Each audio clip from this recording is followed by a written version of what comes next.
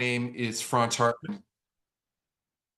Welcome. My name is Franz Hartmann. I'm the coordinator of the Alliance for a Livable Ontario, and welcome to our election prep meeting. For those of you who are new to the Alliance, we are an alliance of over 1,000 people and 220 plus groups representing farmers, housing activists, environmentalists, healthcare workers, community groups, labor, developers, business people, neighborhood associations, and many, many other sectors. We represent hundreds of thousands of Ontarians from many different sectors. We want to build a livable Ontario, and we want to stop provincial government policies that falsely claim they will solve the housing issue facing us. Which in fact, many of the policies are actually harming our communities and undermining the protections of our farmland, natural areas, and democratic institutions. If you want to learn more about the Alliance for Livable Ontario, or you want to become a member, please visit us at livableontario.ca. And I'm hoping that Ian can insert that into the chat just so that people are available or are aware of it. So let me begin by just setting a bit of context. 2025 is going to be a very, very challenging year. It's difficult not to feel like we're on a very scary roller coaster that we have no control over, and that could take us to some very dark places. For example, the new Trump presidency and his talk about annexation and his tariff threats, the turmoil in Ottawa with the resignation of Justin Trudeau. And instead of having an all hands on deck House of Commons and federal government, which is focusing on the threats from the United States, we're going to have a Liberal leadership race and likely a federal election in the spring that will be extremely divisive and nasty. And then here in Ontario, Premier Ford is likely going to call an election next month. Not because he needs to, he has a mandate through until June 2026, but because he, as many pundits have said, he wants to get ahead of a potential RCMP investigation into the Greenbelt scandal, and he wants to get ahead of the worsening economic situation, which will be precipitated by the Trump presidency, as well as by many of the government policies that his government has adopted. So it's understandable if this makes you feel hopeless and powerless. But I'm hoping that over the next hour, we can give you a reason to feel a bit of hope by showing you that we can collectively do a lot of stuff. We have collective power to act and to make a difference. And here is what we've got planned for the next hour. We're going to have a land acknowledgement, and then fingers crossed, if David can join, we're going to have a few remarks from David. Then we're going to have news from the activist front line. We're going to get a special report from Margaret Prophet, who is the executive director of the Simcoe County Greenbelt Coalition. She's going to share with us what she is hearing on the ground. Then I'm going to provide a brief overview of the Alliance pre-election plans and the key tools we've created to help get the word out about our issues. Then we're going to take questions and comments from you and end with next steps. And my hope is to wrap this up around 8:15. Fingers crossed that David joins us. Those of you who are new to Zoom webinars, please use the chat function to share your thoughts with everyone else. But if you have a question or that you want to pose to one of the panelists, please use the Q&A feature. Those features are typically found in a kind of a black bar that's at the bottom of your screen. It has a whole bunch of different parts to it, and one of them is a Q&A feature.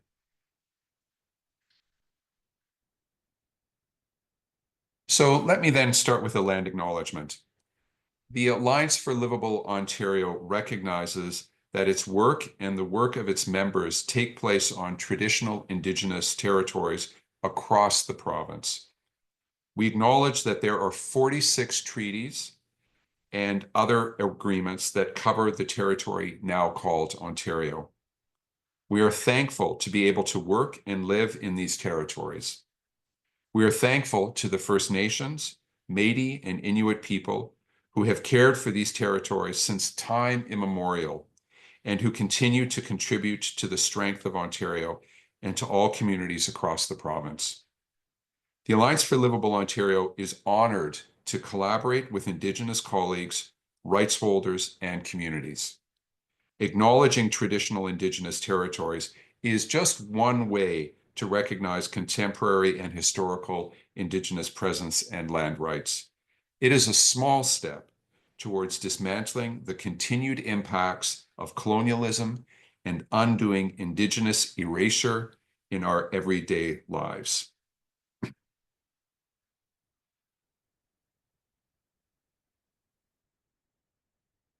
So with that, I'm going to ask Margaret Prophet if she could just give us an update on Margaret, are you with us or are you still helping David trying to connect? We're just figuring it out. Francie's probably going to have to join by phone, so just give us a minute. Okay, thank you. I'm very sorry about that, but again, all of you know that that this is what can happen with technology. Sometimes it works very well, other times it just doesn't work. Um, so with that in mind, what I'm going to suggest, we're going to change things up a wee bit. And what we're going to do actually is before we get David to join, we've got three short poll questions that Ian Borsick, who's the executive director of the Environment Hamilton, who's also a member of the Alliance for Livable Ontario Coordinating Committee, he's going to help us do that. So Ian has launched the poll. Please answer the questions. And I'll just leave the poll up for a little bit until we get to a decent amount of folks who have Great. installed them. And for those of you who are new to Zoom polls, you'll notice that on the little pop-up screen that says intro poll, there's a little bar that you move down and that gets you those questions. That's great.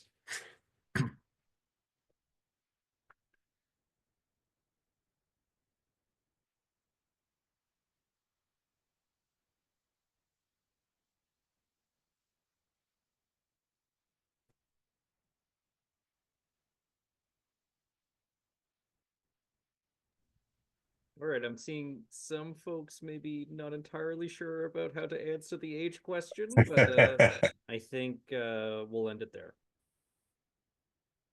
Sure.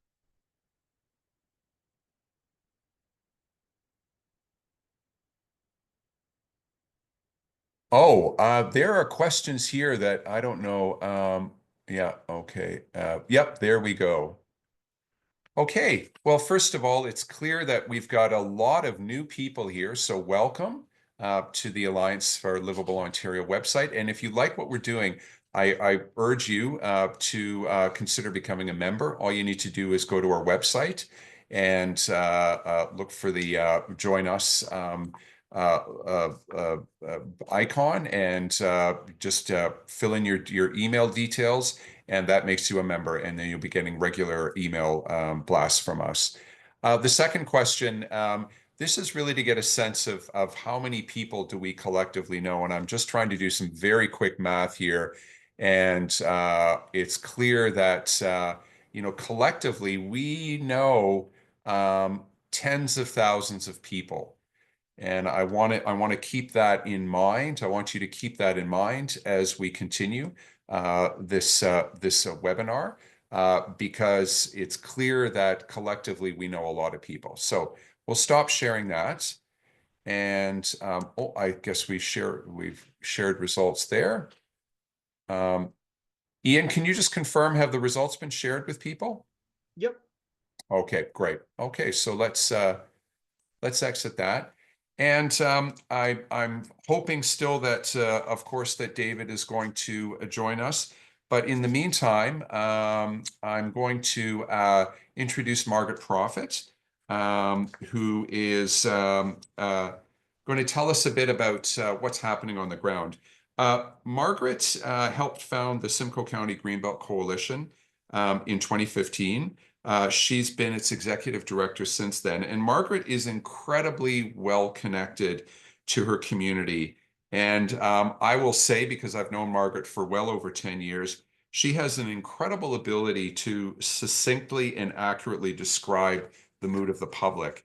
She claims it's the mood that she picks up in Simcoe County. In my experience, it's clear that she also seems to tap into the mood of a lot of people around Ontario.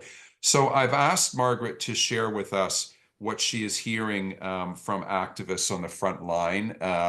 Yes, in Simcoe County, but I suspect it's also of relevance outside of Simcoe County. So over to you, Margaret. Yes, thank you, Franz. Doesn't Simcoe County look nice, everybody? It's wonderful. It's I was just thinking aspirationally as we're in the beginning of January, and apologies for the technical difficulties there, but I think David will be joining us by phone shortly.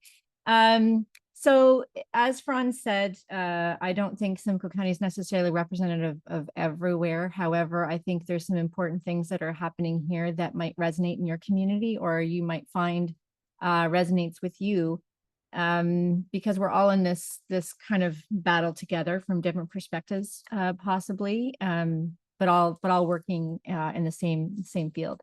So some of the things that are happening around Simcoe County, first off, the mood within the activist community is there's a mixed bag. There's some of us that are very, very tired and feeling pretty hopeless. There's, the election and all of the sort of things, and then upcoming elections has made people really question whether movements have any effectiveness, whether they've dedicated all this time.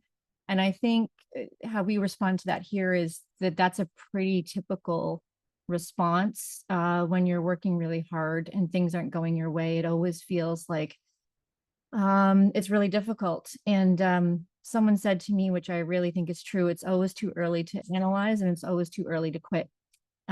So there's those people that are feeling very tired and very frustrated, kind of depleted and burnt out. Then there's another group that are feeling like, we're not going to go without a fight. If we're going to make sure that our communities are the way they want it. We've got climate change coming up. And so those are the people that are actually more engaged than they've ever been, because they just don't believe there's such a thing as quit. I, on the other hand, do think there's a time to take a break and take care of yourself. But I don't think the answer is always necessarily quit. It just might be take a break. And then we have some other people who are finding it a bit of a struggle financially, socially, culturally, that don't feel so much of like they don't want to do the activism anymore, but their day-to-day pressures have gotten too much. And I think that's pretty representative of people in the community, where the hardships of day-to-day life, of how we've allowed our communities to devolve without much support, without many systems in place to make sure that people are taken care of. That's a consequence as well. So when we talk to our groups here and some of our municipal leaders, most people are feeling like, what do we do?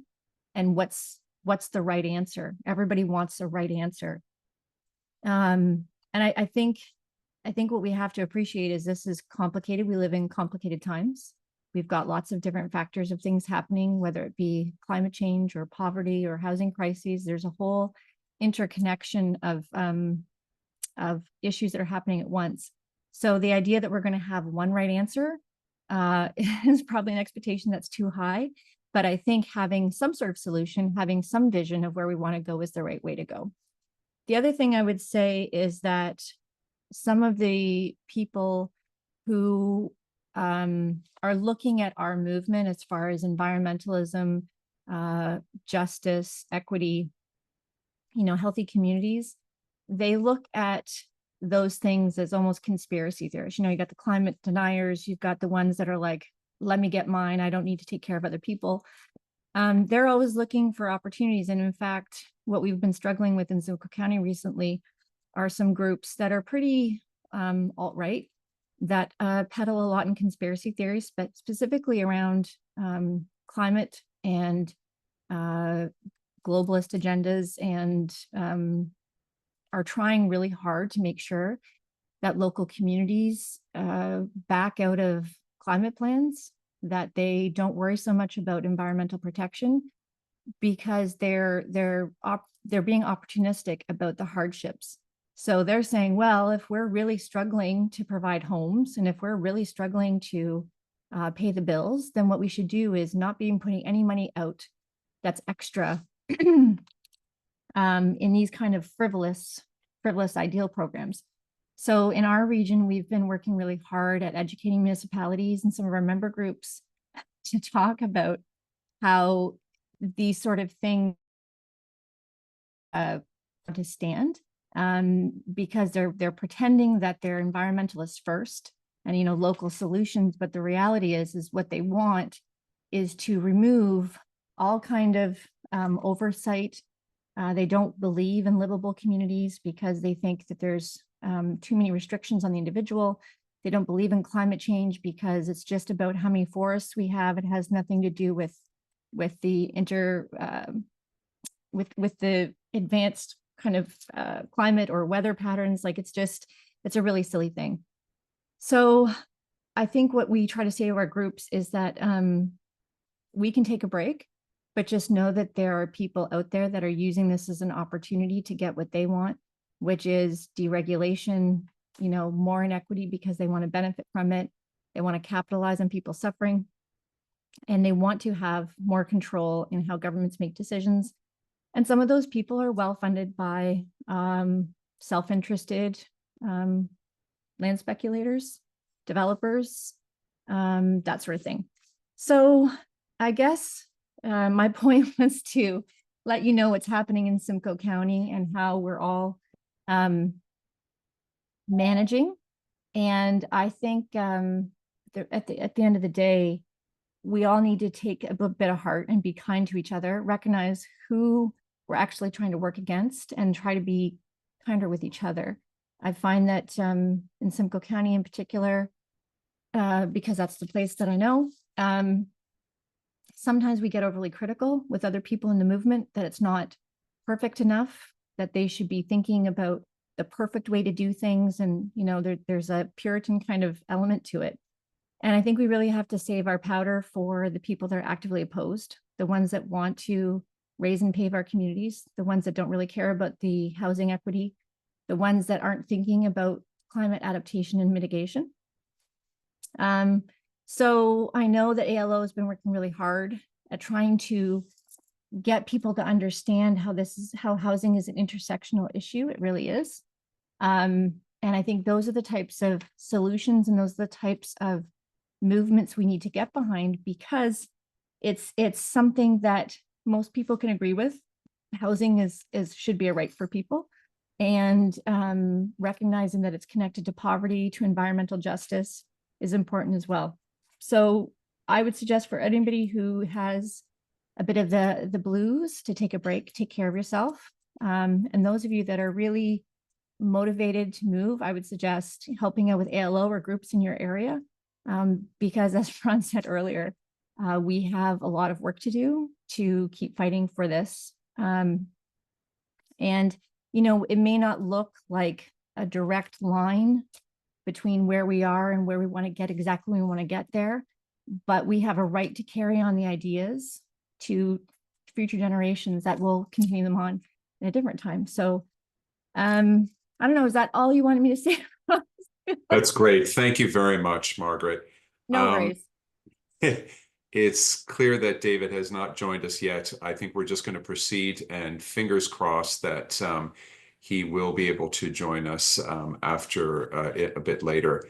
I will say a few context questions or comments, or we'll make a few context comments that fingers crossed, if David joins us, he'll be much more eloquent and wise about it. But do want to say a few things before I kind of get into the tools and the plan that the Alliance has.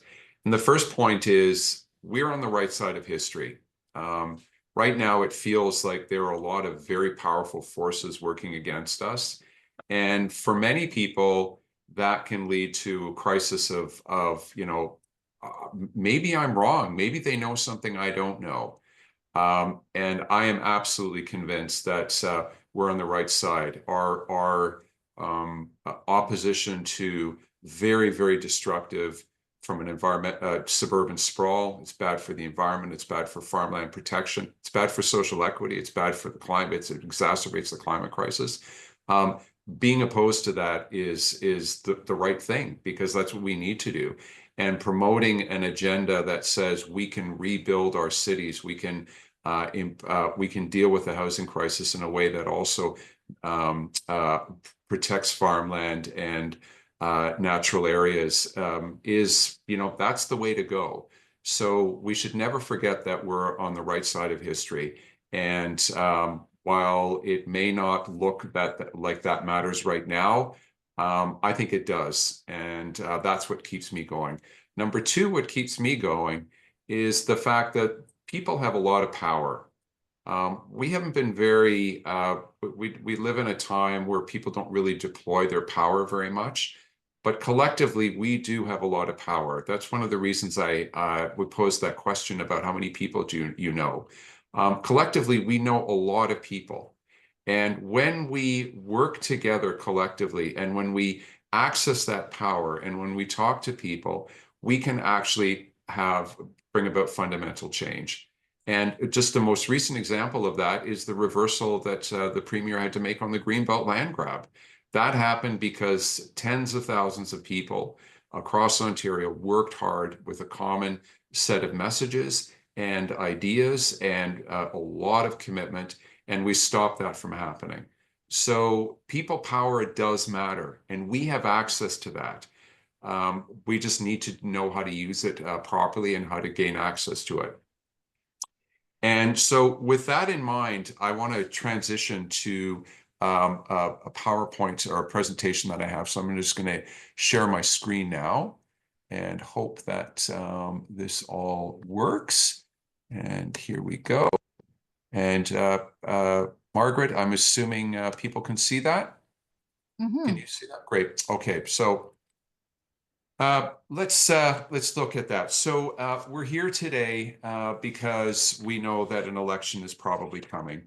And in fact, there may be two elections. There could be a provincial election called as early as in the next few weeks. And there's like a very high probability of a federal election happening at the end of March. Before then, our goals are to ensure that voters know about the province's ruinous sprawl plans that harm the Greenbelt and farmland and natural areas while only making the housing crisis worse. That's our goal, is to let people know that what the province has been doing has actually not been making things better, but making it worse. And then the second goal is we want to help spread hope about how to make homes affordable and part of livable communities by promoting our 5 Ways Home actions that I know some of you have seen, but we're going to review that quickly. As I noted before, we have power, and this is the power that we have. It's our opinions. Think about how you form opinions. They are often shaped by those we trust, our friends and our networks. Yes, they're based on what we read, but we often rely on our friends and our networks to help us understand and make sense of the world and to figure out what needs to change and what are good ideas, what are bad ideas. Each of us have friends and networks that we trust, that trust us. And if you're with an organization, you probably have members that trust the organization. So collectively, this gives us a significant amount of power to influence many tens of thousands, perhaps even hundreds of thousands of people. But to use this power, to deploy it properly, we need tools that help us effectively connect with our friends and networks. Because if we can't find ways of talking with them and giving them information, very little is going to change. So back in the fall, in early October, many of you were on a call, a webinar like this, where we laid out a 3-phase plan. to kind of meet those pre-election goals. And the first phase is to shine a light on the government's ruinous pro-sprawl agenda. And that's what we did during the fall. Phase 2 is to show political parties the way to make homes affordable in Ontario. And we've been working on that since, and I'll go into a bit of details about what we've been doing on that. And then phase 3 is to get our message to Ontarians before the election call. We want people to have hope that there are ways in which we can do things differently. So we've actually created tools for each of these phases, and now we need you to use them. We need you to help spread hope to your friends and networks. So let me review some of the tools that we have available. The first one, it's a phase 1 tool, shining a light on the government's ruinous sprawl plans, is a report card. And in November, we issued on November 19th, we released a report card that that reviews what the province has done on the housing front. And this is, as you're seeing here, this is just one of the graphics that we have that kind of summarizes exactly what happens. Bottom line, the province is pushing the wrong type of housing in the wrong places at the wrong prices. There's a media release, there's a full report here. And this is a great tool if you want to talk to people about why the province is doing bad things. You can send them to this tool. There's, of course, Facebook and Instagram posts there as well.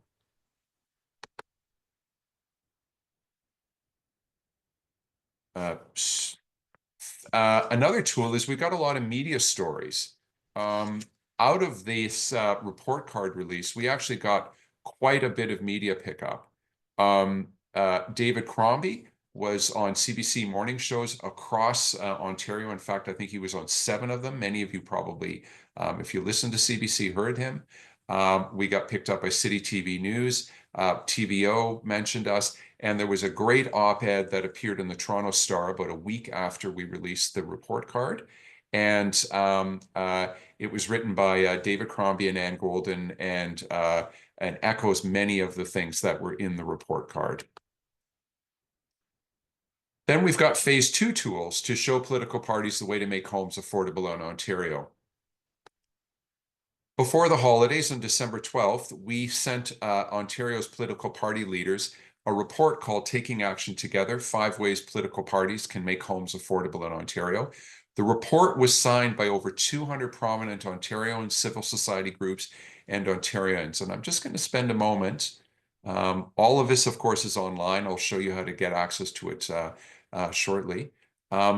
It's a report which starts with a letter to party leaders, to all the party leaders, and it includes a whole number of recommendations about what can be done to make homes affordable and part of livable communities in Ontario, and signed by a large number of people. You can just get a sense of this, and it's a detailed report and with very specific actions for each of the 5 action areas that we've identified. We also created a 3-minute video and which tells the 5 Ways Home story. And I know that some of you have probably watched this, but many of you haven't. And I think this nicely sums up what our message is and how it provides hope. So I'm just going to hit the play button now and we'll watch that.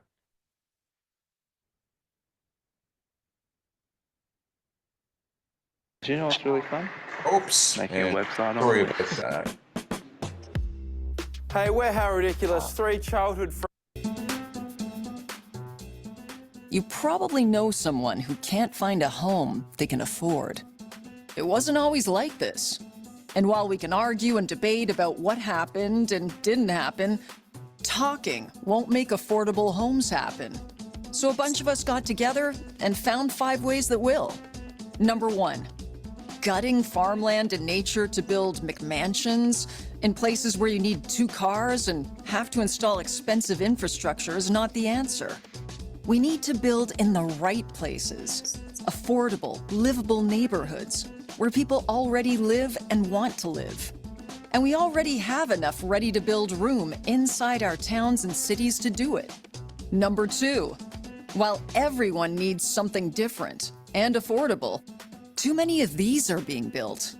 We need to build a wide variety of housing types: low-rise, Franz, the video mid-rise, isn't not-for-profit, showing, it's still on the multi-unit, multi-family, multi-bedroom. Sorry, what was that, Ian? Sorry, Franz, you're still showing the slideshow. We're not seeing the video, Oh, unfortunately. I'm very sorry. Okay, that's my apologies. Let me see if we can start that again. I'm very sorry, everyone. This is the problem with technology. When it works well. So let me start that again. Are you seeing the video now? No, we're still on the slideshow. You might Okay. need to just change which We'll do tabs that. you're sharing. I'm very sorry about that.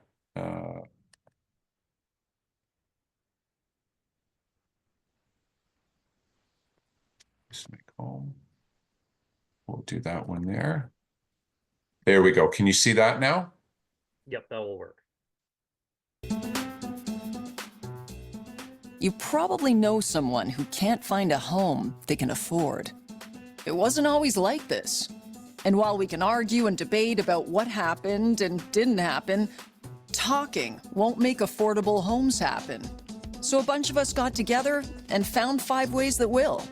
Number 1, gutting farmland and nature to build McMansions in places where you need 2 cars and have to install expensive infrastructure is not the answer. We need to build in the right places. Affordable, livable neighborhoods where people already live and want to live. And we already have enough ready-to-build room inside our towns and cities to do it. Number 2, while everyone needs something different and affordable, too many of these are being built. We need to build a wide variety of housing types: low-rise, mid-rise, not-for-profit, multi-unit, multi-family, multi-bedroom. A multiplex of more affordable, appropriate options for every stage of life. Number 3, the way most homes are built and the laws around building them are not built for affordability or speed. We need to build smarter and faster, like more wood frame and prefab panel homes, and updating old rules, like high-rises needing parking for everyone.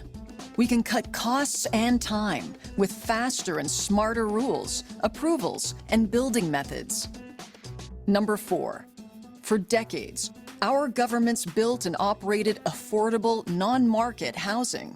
Then, affordable housing stopped going up, but rents didn't. We need to invest heavily in non-market affordable housing. And we is our governments. Builders will build it, co-ops and other groups will run it, but our governments must invest in it because almost no one else is. Number 5, we can't be hurrying like mad to approve and demolish and build without stopping to think about neighborhoods. We need to make housing not just affordable, but part of livable communities. Affordable means building in the right places, building smarter and faster, and building more choices and more non-market homes. While livable means building neighborhoods, close, convenient communities that bring everything we need together, including each other. These are our 5 ways to affordability. But there's actually one more. We need everyone, governments, the private sector, and nonprofit housing providers to work together to fix this. And we need you to tell your MPP that they've got 5 things to do to help everyone have an affordable, livable home. Now, learn all that you can do at 5wayshome.ca. Okay, there we go. Sorry about that little glitch there. And we'll go back to the presentation now.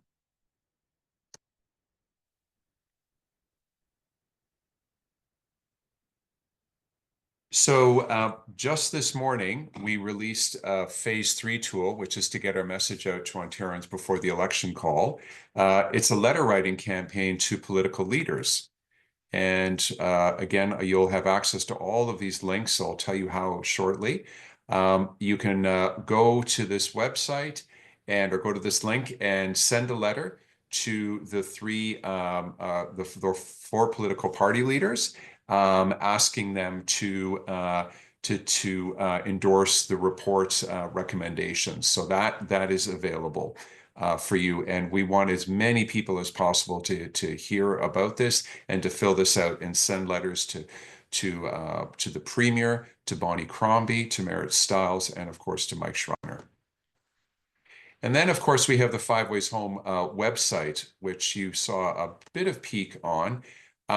This website has got a lot of information on it. There's a very long report, or I shouldn't say a long report, but a very comprehensive report that was written for normal Ontarians. It's not in policy wonk language. It's written to describe the problems and to describe the solutions in a way that anybody can understand. We have 5 action areas, of course, and for each action area, like this one here, built in the right places, we have a short description, we have a take action button, you can read more on this topic, and we have short 1-minute videos for each of the action areas.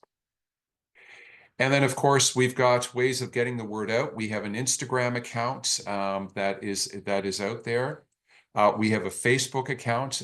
We don't put a lot of posts on there, but we put posts on there that we hope people will share. And then finally, we also have, and then again, this went live this morning, we have a resource page on the Alliance for Livable Ontario website, livableontario.ca, called Election Prep Toolkit. And everything here, you'll find on this page all of the stuff that I've just been talking about. We have the Take Action tool that you can send a letter to Ontario's party leaders. We've got new, coming soon, some downloadable flyers that you can distribute in your community, and a poster that you can put up on your window or door that's telling your candidates and neighbors you support making homes affordable and part of Livable Ontario. We have information tools, the report card, etc., the website, the 3-minute video, links to our Facebook and Instagram pages, and then a way to invite us to speak to your group. And finally, probably the most interesting from my perspective tool is your networks. You know a lot of people, and we've spoken about that a couple of times already.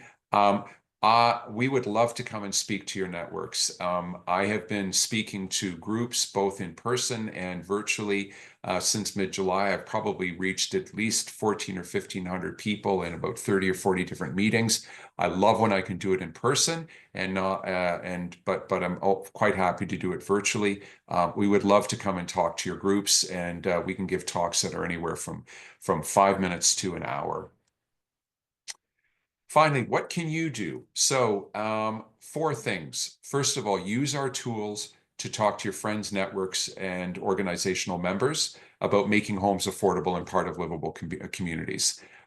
Use your email and social media channels to promote our actions and resources. Invite us to speak to your groups. And of course, no big surprise, donate. The more money we have, the more capacity we have to be out there talking to people and getting the word out. Finally, together, we can reach hundreds of thousands of Ontarians before the election. And if we do that, we can help them vote for a livable Ontario. So with that, I'm now going to open the floor to questions, and I'm going to ask Ian perhaps to outline some of the questions and comments that we're getting. If you've got questions for Margaret, I'll invite her to answer them, and we'll go from there. So Ian, do you want to give us a sample of who's saying what or what the questions are? Yeah, and I'll just quickly flag for folks chatting in the chat. The chat is moving very quickly. If you want to ensure that a question gets seen, definitely use the Q&A feature below, just so it's a little bit easier for us to browse on our side, either for Margaret or Franz. And so I'm gonna just kind of pick at random here. First question is, what is the mood in the professional planners in all the towns and cities in Ontario? Are they on board with Livable Ontario, or are they just going to go along with Ford and his ilk? And I'm happy to weigh in on that from the Hamilton perspective as well, after you and Margaret. Sure. Margaret, any thoughts? You're on mute. Of course, someone had to do it. I would say that the planners in our area, for the most part, recognize the benefits of the 15-minute cities, or like more walkable, livable communities. However, they're also beholden to the wishes of the council. And so sometimes you have planners who will speak off the record saying, you know, actually, I think we should be going more this way. But sometimes they have councils that really don't want them to go that way. And then, of course, we have planners who still believe that economic development is sprawl, right? So the professional associations, to my knowledge, have all kind of caught on to this idea of walkable, livable communities and understand it. But it's taken a long time, I think, for the entire profession to get to a point where they're really defending it publicly. I know 15-minute cities has become quite a controversial topic with some of the conspiracy theorists, because they think that 15-minute cities mean we're going to have checkpoints and you can't just travel where you want to travel, and you're going to be almost like put into ghettos, if you will. But my understanding is many of the planners understand it. Whether they have the power to change it and they have a supportive council is a different question. One thing that I've heard from a number of different planners is that planners in general feel whiplash. There have been such dramatic changes over the last 2 years in the planning rules and regulations, the provincial ones, that it's almost impossible to keep up with what's been changed. And the changes, frankly, are not good ones. There's no doubt that there needed to be changes, but the speed of the change and the types of change that have been introduced have made it very, very difficult for planners to legitimately do what they're set out to do, and that is to provide advice to councils on how to build communities that work for people. So bottom line, I think a lot of planners that I've spoken to are just, you know, suffering from whiplash. Yeah, and I'll just jump in really quickly, Franz. You know, here in Hamilton, we had the unprecedented effort to prevent an urban boundary expansion, which originally was being endorsed by our planning staff. But it's important to note that for someone who's working as a planner, especially for municipality, they are beholden to certain professional criteria that, as you pointed out, Franz, has been changing pretty rapidly. And in a lot of ways, it's ended up, I think, for a lot of planners that I've spoken to, really brought, you know, very explicitly how politicized the results of their work has become. And there's a real discomfort from a lot of planners that I've talked to about that. And, you know, generally speaking, you're a planner who's working for a municipality, you've gone very quickly from being beholden to a council to being beholden to an entirely new system that didn't exist before and never really has. And it's certainly, if not something that they're speaking out about publicly because they necessarily can't, it's something that's definitely making them nervous and you know, considering how, you know, where they're going to practice their profession going into the future.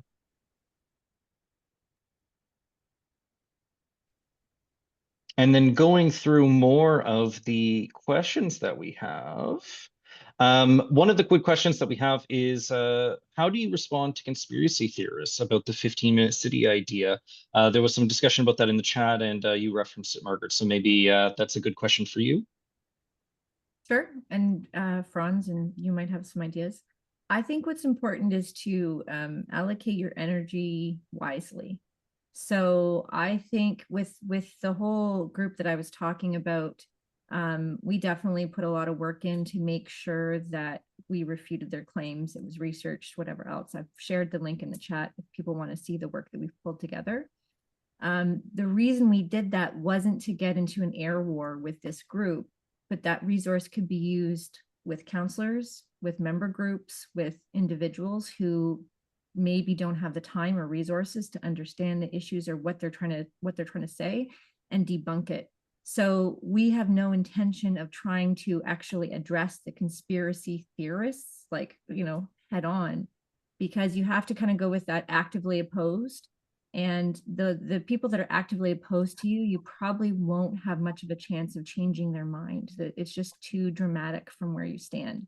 So we make sure that if we see some kind of bubbling issues, which this is a bubbling issue, we've had council meetings happen up here that have had to get broken by security because there was so many disruptive people at council talking about climate change and climate plans, and those are things against it, obviously. So we deal with the bubbling issues, make sure we have our evidence and our ducks in a row, but then the majority of our energy is spent on shoring up our support, making sure our colleagues, our allies, our friendly politicians, all of the politicians that we can speak to are inoculated, because what they say that the best thing to work against misinformation is to inoculate before they hear it. So if you try to go after it, it's a lot harder. So if you can cut it off at the pass, works well. And that's where the 15-minute cities, one, we try not to use that because it does have such a, unfortunately, already conspiracy kind of tinge to it, and it gets people riled up. So we talk more about livable communities, walkable communities, accessible communities, and just try to convince people and municipalities, planners, staff, about why it's an advantage, and try not to spend too much time on the people that are not going to probably agree with you.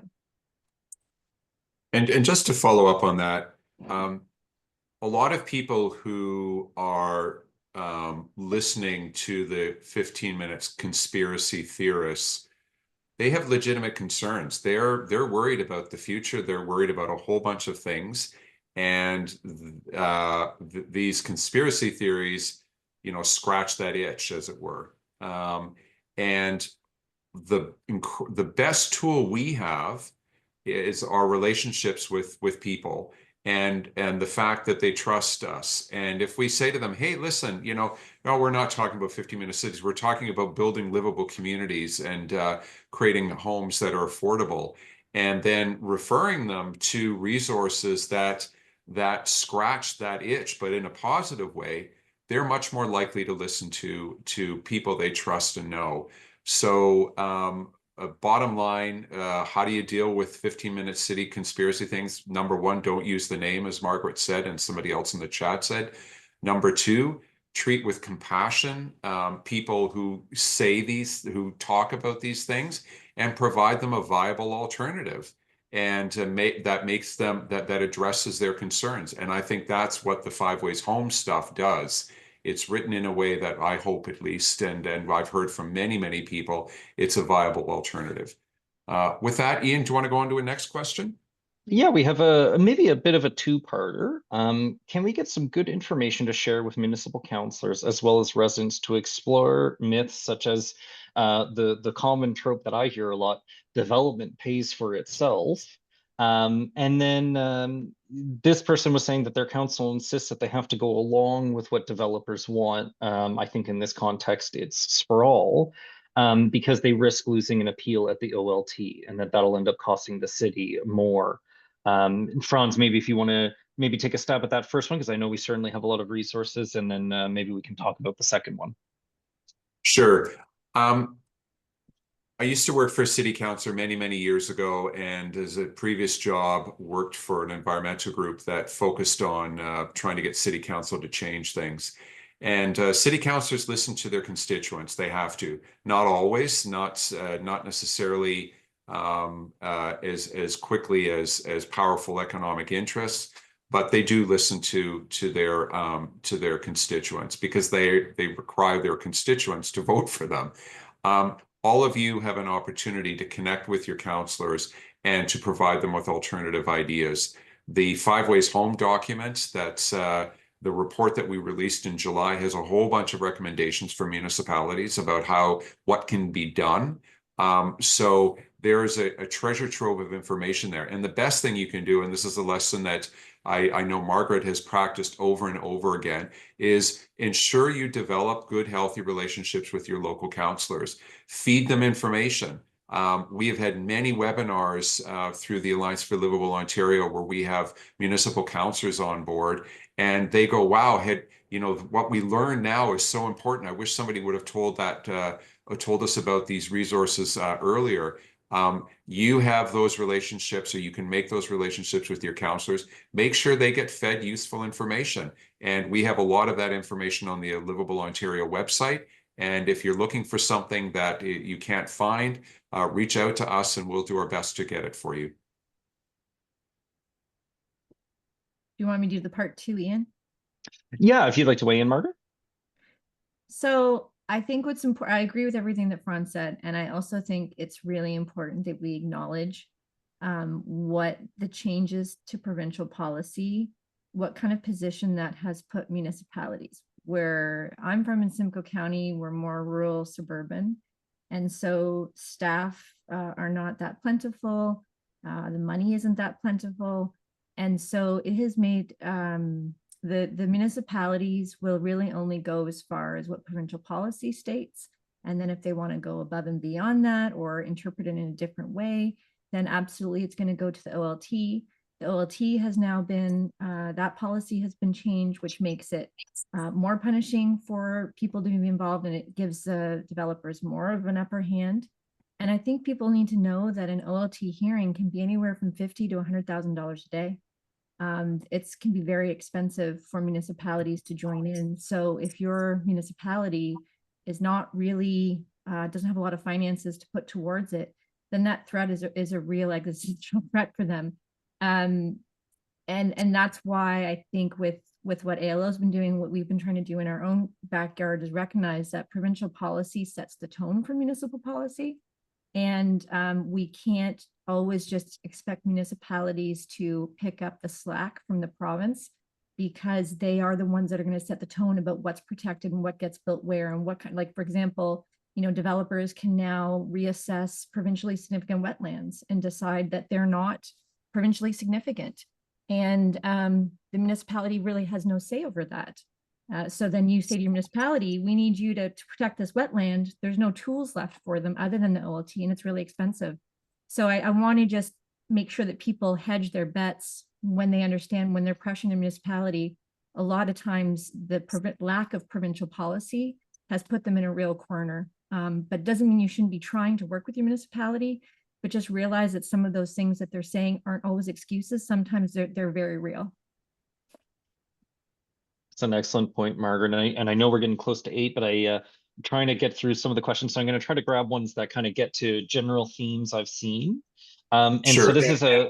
I'm just gonna suggest let's go on for at least another 6 or 7 minutes with questions, because we did have technical issues. Yeah, go ahead, please. Okay, great. Yeah, so first one is, will there be a focus on reaching out to rural and small town Ontario, the conservative heartland and previously not seriously challenged in most locations? That seems like a perfect question for the two of you. Yeah, absolutely. And I'm hoping that there are many people on this call who perhaps live in rural Ontario. And I'm sure there's many others who have friends who live in rural Ontario. So we get to them through our networks. And remember, people rely on their networks and their friends to shape and form their opinions. So if they hear from you, and if you're somebody who lives in a rural municipality, a rural part of Ontario, or have friends there, that's the best way to get to them. We are relying on people power to get the word out. And I do know, because of all the people on this call and all the members who are part of the Alliance, we have connections in rural Ontario. I speak to lots of people who come from north and west and east of the Greater Golden Horseshoe. But let's use our power to connect with people and the trust that we have with people in rural Ontario to get to them.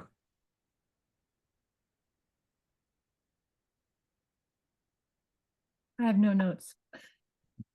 Okay, great. And then we've also had quite a few questions in the line of kind of asking about the specific parties and the like there too. But maybe to get things started, I have one good question from Angela Bischoff. How do you propose we deal with the vote splitting between the three progressive parties, allowing the Conservatives to sail through with a majority? I know this is certainly a question you've been getting a lot, Franz. Yeah.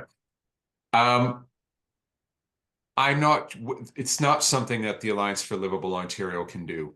What we can do is get as many political parties as possible to endorse our agenda.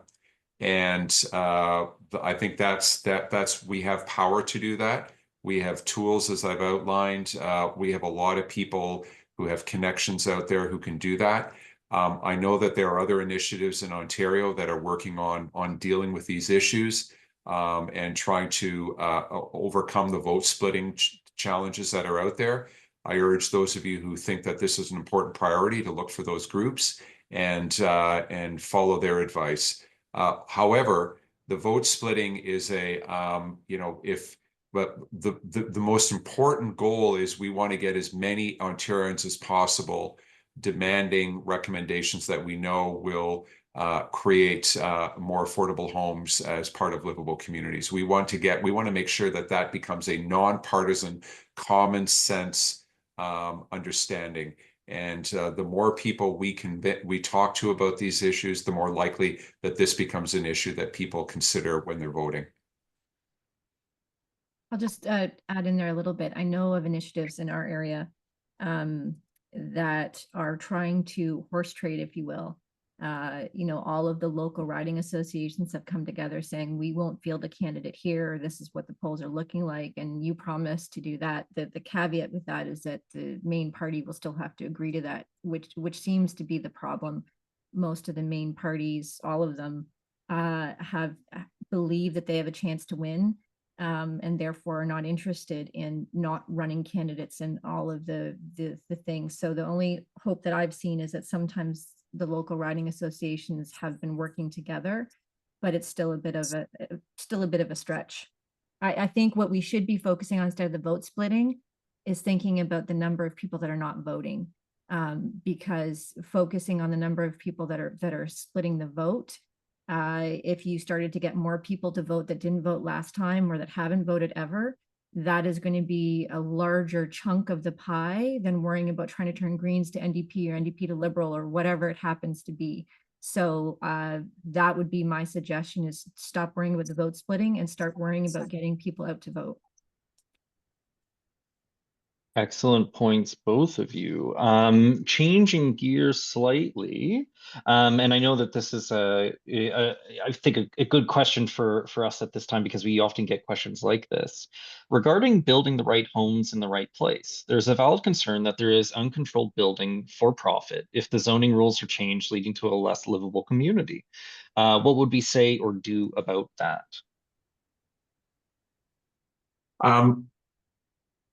Zoning bylaws exist for a reason. Many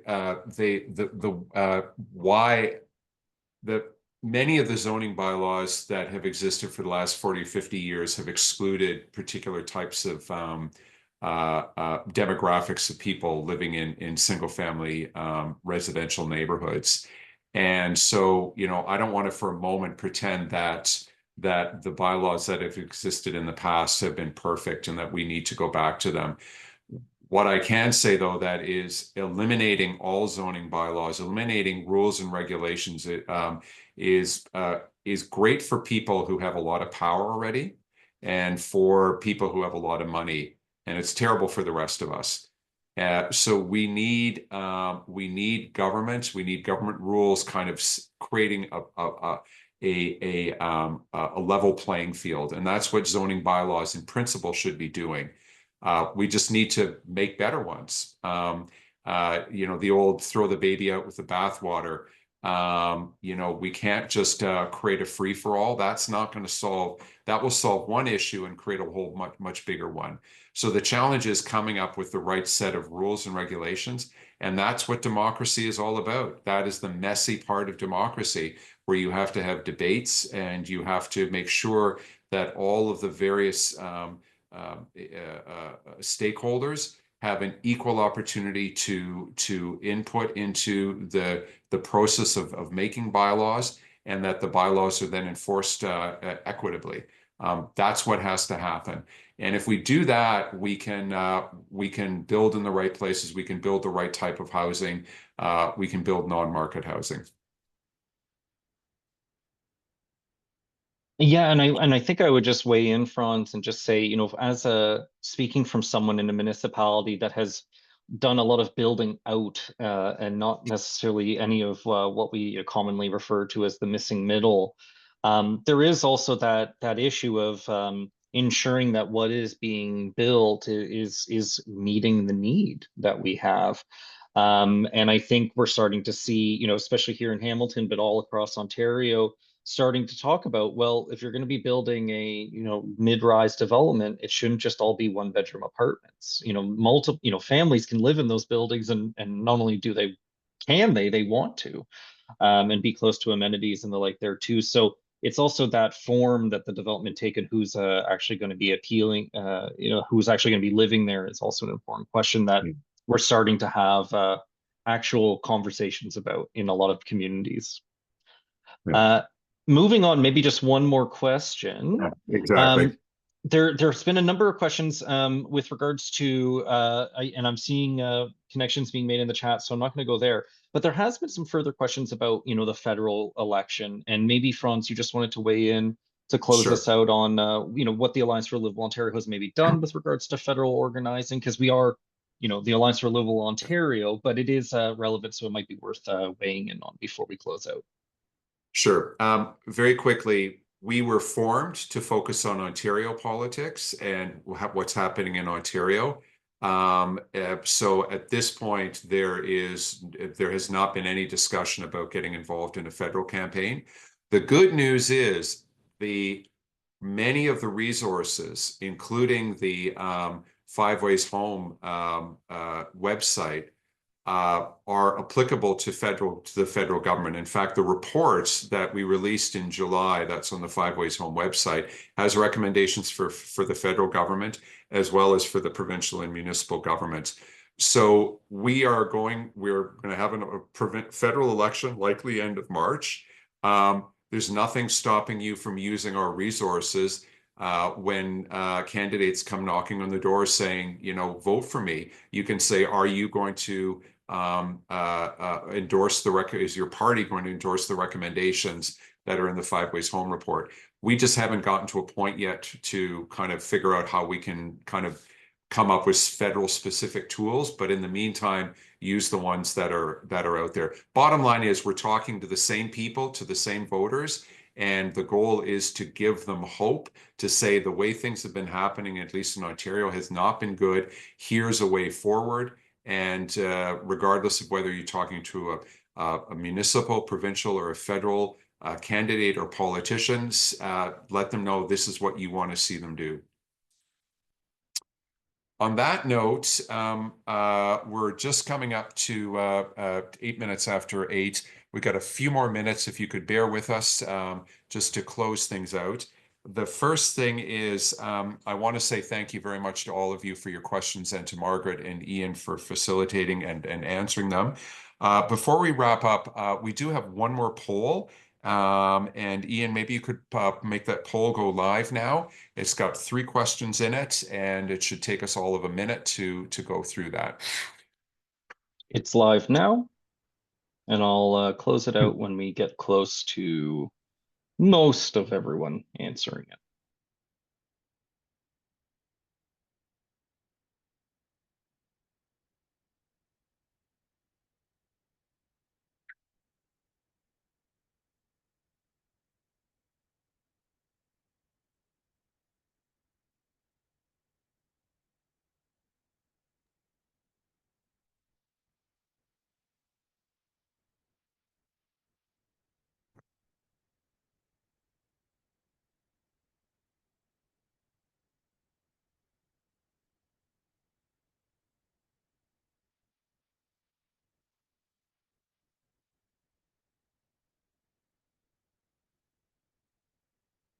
Again, pretty darn close to 75%, which is usually where I end it.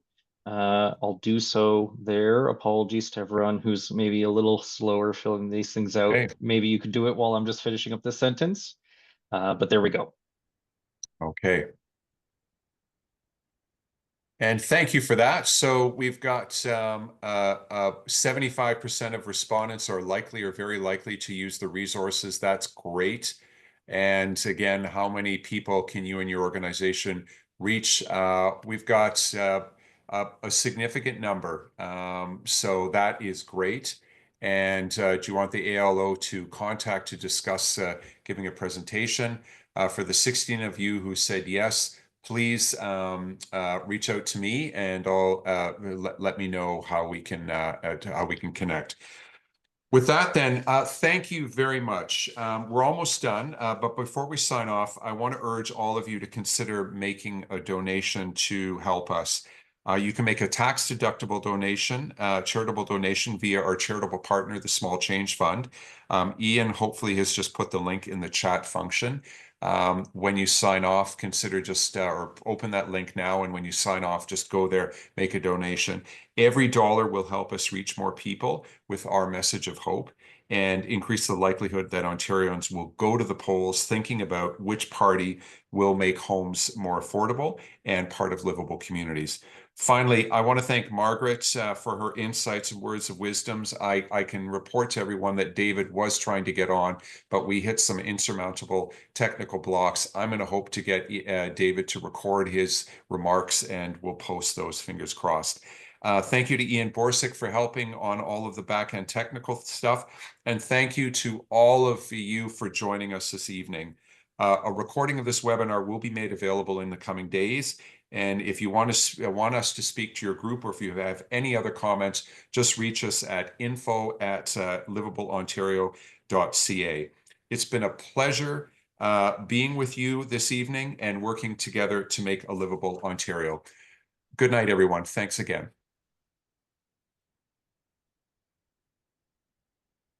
Good night, everyone.